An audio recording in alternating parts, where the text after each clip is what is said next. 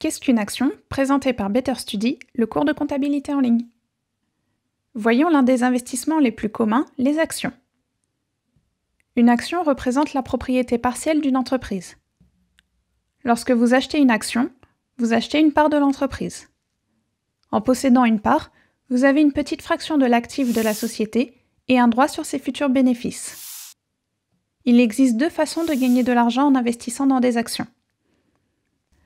La première est l'appréciation des actions, c'est-à-dire lorsque le cours de l'action que vous possédez augmente en valeur.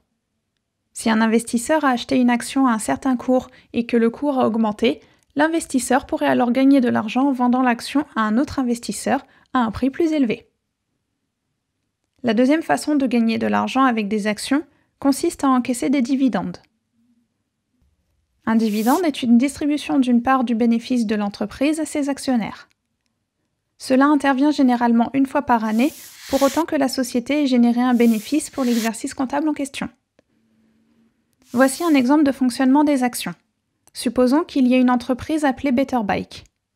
Cette entreprise fabrique des vélos de très grande qualité.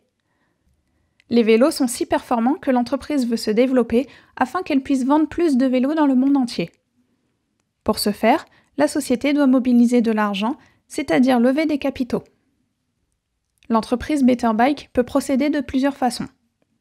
Elle pourrait demander un prêt à une banque ou émettre une obligation, mais cela impliquerait de rembourser la dette et payer des intérêts.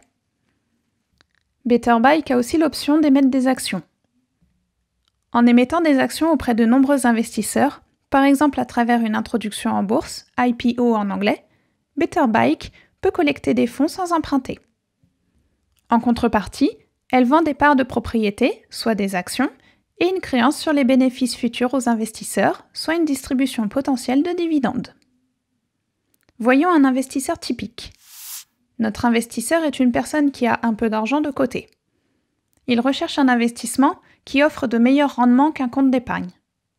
Il est prêt à accepter les risques plus élevés liés à un investissement dans des actions. Il pense que Better Bike est une entreprise prometteuse, susceptible de croître rapidement. Pour cette raison, il pense qu'acheter une part de Better Bike serait un bon investissement. Alors, combien coûte une part? Supposons que la société soit évaluée à 1 million de francs et qu'elle décide d'émettre 1000 actions. Étant donné que chaque part représente une fraction de la valeur de la société et qu'il y a 1000 actions, chaque part représente 1 millième de la société.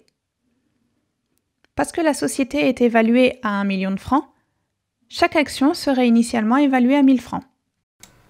Notre investisseur achète une seule action via son courtier en valeurs mobilières en ligne pour 1000 francs. Voyons maintenant ce qui pourrait arriver à son investissement. Si la société fonctionne bien et que les bénéfices augmentent, la valeur de l'entreprise est susceptible de monter. En conséquence, le cours des actions peut également augmenter. En supposant que le cours de l'action augmente, notre investisseur pourrait maintenant en tirer profit en vendant ses actions à un autre investisseur sur le marché boursier. En revanche, si les affaires de l'entreprise n'évoluent pas comme prévu, la valeur de l'entreprise pourrait diminuer et le cours de l'action aussi. Si cela se produit, notre investisseur pourrait perdre de l'argent s'il décide de vendre l'action qu'il détient au cours actuel. Quand il s'agit de gagner de l'argent sur le marché boursier, l'objectif de base est d'acheter lorsque les prix sont bas et de vendre lorsque les prix sont élevés. Mais les prix des actions sur le marché boursier ne montent pas toujours. Parfois, ils restent les mêmes et parfois, ils diminuent. Parfois, les prix changent rapidement parce que ces actions sont considérées comme plus risquées que d'autres investissements historiquement plus sûrs tels que des obligations. En finance, on appelle le niveau de variation du cours d'un titre la volatilité, c'est un indicateur de risque. Néanmoins, les investisseurs continuent d'investir sur les marchés financiers. Pourquoi? Parce qu'avec un risque plus élevé, il y a un potentiel de retour plus élevé. Les investisseurs expérimentés prennent des précautions pour minimiser les risques. Pour ce faire, ils créent un plan d'investissement selon leur profil de risque, plus ou moins riscophile ou averse au risque, et selon un horizon temps plus ou moins long. Ils diversifient leur portefeuille en investissant dans plusieurs entreprises de plusieurs régions et de plusieurs secteurs. Ils investissent dans plusieurs classes d'actifs, liquidités, actions, obligations, immobilier, etc.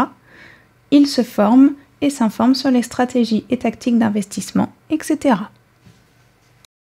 Maintenant, vous connaissez certaines des bases de l'investissement dans les actions. Cette vidéo vous a présenté les actions. Merci de nous avoir suivis et à bientôt sur Better Study.